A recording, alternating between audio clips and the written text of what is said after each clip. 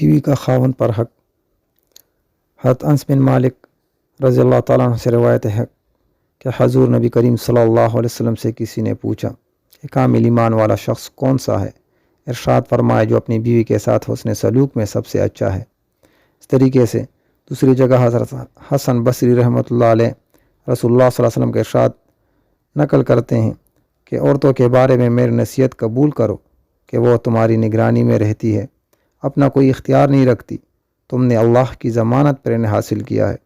اور اسی کے حکم کی بدولت ان سے فائدہ اٹھانا تمہیں جائز ہوا۔ اس طریقے سے اللہ رب العزت نے عورتوں کے بارے میں قرآن میں جگہ جگہ ارشاد فرمایا۔ ایک پوری سورہ نساء نازل فرمائی جس میں عورتوں کا پورا ذکر ہے کہ کیسے جو ہے بیوی کے طور پر اس کو کتنا حصہ ملنا چاہیے، حق میں، جائیداد میں، وراثت میں، اسی طریقے سے بیٹی کی حیثیت سے اس کی کیا حیثیت ہوگی۔ تو عورت کے بارے میں سورہ نساء میں مکمل طور پر فرمایا گیا ہے، نیک عورتوں کے بارے میں بھی اور ان کے اختیارات کے بارے میں بھی کہ عورت کو اللہ نے کتنا اختیار دیا ہے۔ یہاں پر ہم جو ہے فقہا کے جو انہوں نے حدیث اور قرآن سے نقل کیا ہے کہ عورتوں کے جو ہے اپنے شوہر پر یا اپنے خاوند پر کتنے حقوق ہیں، تو اس کے بارے میں بات کریں گے۔ فقیہ رحمۃ اللہ علیہ فرماتے ہیں کہ شوہر پر عورت کے 5 طرح کے حق لازم ہیں۔ ایک یہ کہ گھر سے باہر کے کام کاج سنوارے اور اسے گھر سے باہر نہ جانے دے کہ وہ عورت ہے جس کا بلا جواز نکلنا گناہ ہے اور بے مروتی ہے، یعنی باہر کے جتنے امور ہے،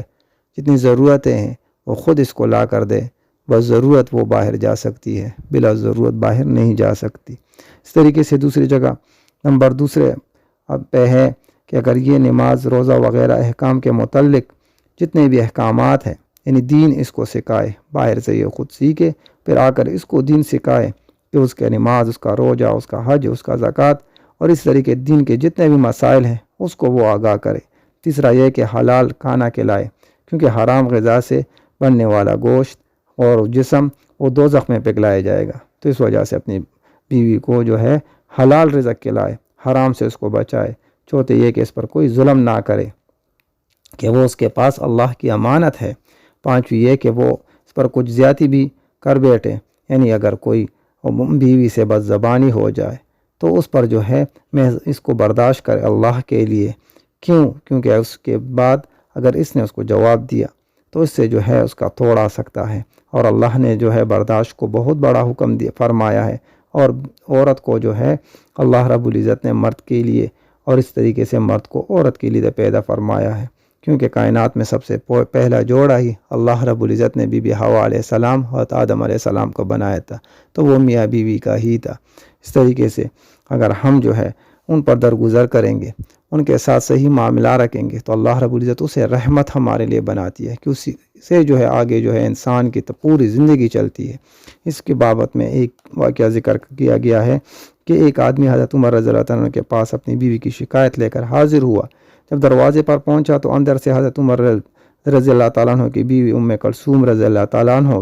کچھ تیز کلامی محسوس ہوئی، تو اپنے دل میں یہ سوچ کر لوٹنے لگا کہ میں تو اپنی بیوی کی شکایت لے کر آیا تھا اور یہاں خود معاملہ ہی کچھ اور ہے۔ حضرت عمر رضی اللہ تعالیٰ عنہ جیسے نکلے تو ان کو اس کو دیکھ لیا اور اسے بلایا، تو وہ کہنے لگا میں تو یہاں یہ ارادہ لے کر آیا تھا کہ اپنی بیوی کا کچھ گلہ شکوہ آپ کے پاس کروں، مگر آپ کے گھر کا معاملہ مجھے معلوم ہوا تو میں واپس ہو رہا ہوں۔ حضرت عمر رضی اللہ عنہ سے فرمایا میرے ذمہ اس کے کچھ حقوق ہیں جس کی وجہ سے میں درگزر کرتا ہوں۔ اول تو یہ کہ وہ میرے اور دوزخ کے درمیان میں آڑ ہے، یعنی جس کی وجہ سے اللہ رب العزت مجھے حرام کاموں سے بچاتا ہے، اور دوسری یہ کہ جب میں باہر چلا جاتا ہوں تو یہ میرے مال متاع اور میرے اولاد کی رکھوالی کرتی ہے۔ تیسری یہ کہ میرے کپڑے دھوتی ہے، اور یہ کہ وہ میری اولاد کی پرورش و تربیت کرتی ہے۔ پانچویں یہ کہ یہ میرا کھانا پکاتی ہے۔ یہ سن کر وہ شخص کہنے لگا کہ یہ سب فوائد تو مجھے بھی حاصل ہے، لہٰذا جس طرح آپ بیوی سے درگزر کرتے ہیں تو میں بھی ایسا ہی کروں گا۔ دوستو تھوڑی دیر کے لیے آپ سوچیں کہ ہم جو ہے باہر کام سے آتے ہیں اور ایک کام ایک ڈیوٹی سر انجام دیتے ہیں، اور اس پر جو ہے آ کر گھر میں کتنا چیختے ہیں، چلاتے ہیں، اپنا حق جتاتے ہیں، تھوڑی دیر کے لیے اگر یہ سوچے کہ بیوی کتنا آپ کے پیچھے گھر میں کتنے کام کرتی ہے۔ سب سے پہلے وہ آپ کی باورچی ہے، آپ کے لیے کھانا پکاتی ہے، وہ آپ کے کپڑے دھوتی ہے تو آپ کی دھوبی ہے۔ تیسرا یہ کہ وہ آپ کے بچوں کی پرورش کرتی ہے تو وہ آپ کی آیا ہے۔ چوتھے یہ کہ وہ آپ کے مال متاع کی حفاظت کرتی ہے تو وہ آپ کے لیے چوکیداری کا کام کرتی ہے۔ تو ان تمام امور کو اگر دیکھا جائے تو وہ بیک وقت کتنے کام جو ہے وہ سر انجام دیتی ہے، اور ہم جو ہے ایک کام پہ آ کر، ایک ڈیوٹی پر آ کر ان کو ڈانٹتے رہتے ہیں۔ تو اس وجہ سے اللہ رب العزت کا حکم ہے کہ اپنی بیویوں کے ساتھ درگزر کیا کرو اور اس کے ساتھ احسن طریقے سے رہا کرو، کیونکہ حضور پاک صلی اللہ علیہ وسلم کی حدیث ہم نے پہلے پڑھ لی کہ کامل ایمان والا وہ ہے جو اپنی بیوی کے ساتھ حسن سلوک میں سب سے زیادہ اچھا ہو، اور خود حضور پاک صلی اللہ علیہ وسلم کی زندگی ہمارے سامنے نمونہ ہے کہ اس نے جو ہے کس طریقے سے اپنے ازواج مطہرات کے ساتھ اپنی زندگی گزاری، کیسے ان کے گھر کے ہر کام میں ان کا ساتھ دیا اور خود ان کے ساتھ کام کرتے اور ان کے ساتھ جو ہے مختلف امور میں جو ہے مشورہ فرماتے تھے۔ تو ہمیں بھی جو ہے چاہیے کہ اپنے جو ہے گھروں میں اپنی بیویوں کو وہ مقام دے جو اللہ نے اس کو دیا ہے۔ ہاں، یہ ضرور بات ہے کہ بیوی اور ماں کے مقام میں خیال رکھا جائے، اور یہ انسان پر ہے کہ وہ کیسے جو ہے اپنے ماں کے حق کو خود ادا کرے اور بیوی کے حق کو بھی ادا کرنے والا بنے۔ ماں کے حق پر بھی ہم نے ایک ویڈیو بنائی ہے، وہ آپ دیکھ سکتے ہیں۔ اللہ رب العزت مجھے اور آپ کو اللہ رب العزت کے احکامات اور اسلامی احکامات اور نبی پاک صلی اللہ علیہ وسلم کے سنت کا صحیح اتباع کرنے والا بنا دے۔ مجھے دعا میں یاد رکھ دیجیے گا، اور اس باتوں پر مجھے بھی اور آپ کو بھی اللہ عمل کی توفیق عطا فرمائے۔ آمین۔